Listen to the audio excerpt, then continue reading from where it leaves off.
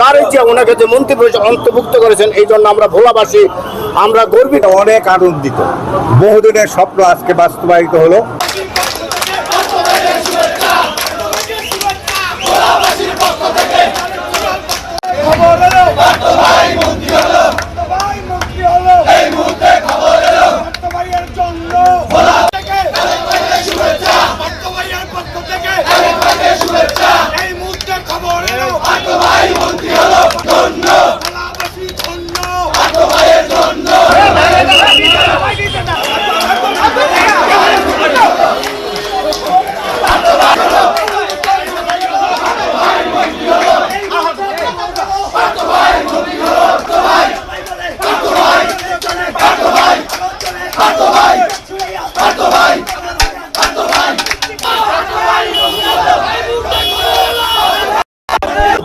তার যে ওনাকে যে মন্ত্রী পরিষদ অন্তর্ভুক্ত করেছেন, এই জন্য আমরা ভোলাবাসী আমরা গর্বিত এবং বাংলাদেশ জাতীয় পার্টির পক্ষ থেকে ওনাকে আমরা আন্তরিকভাবে শুভেচ্ছা মোবারক জানাই।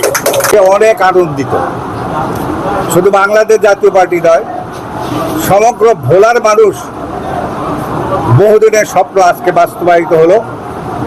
এই জন্য ভোলা জেলা জাতীয় পার্টির পক্ষ থেকে, ব্যারিস্টার আন্দালি পক্ষ থেকে বাংলাদেশের প্রধানমন্ত্রী তারেক জিয়াকে আমরা অভিনন্দন জানাচ্ছি এবং কৃতজ্ঞতা প্রকাশ করছি।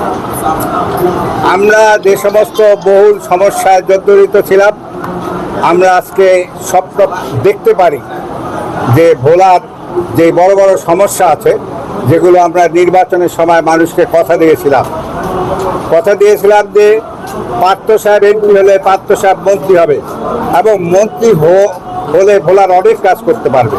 তারা হয়তো জানেন, ভোলাতে 720 কোটি টাকা ভোলাকে নদীর ভাঙন থেকে রোধ করার জন্য প্রায় বরাদ্দের কাছাকাছি।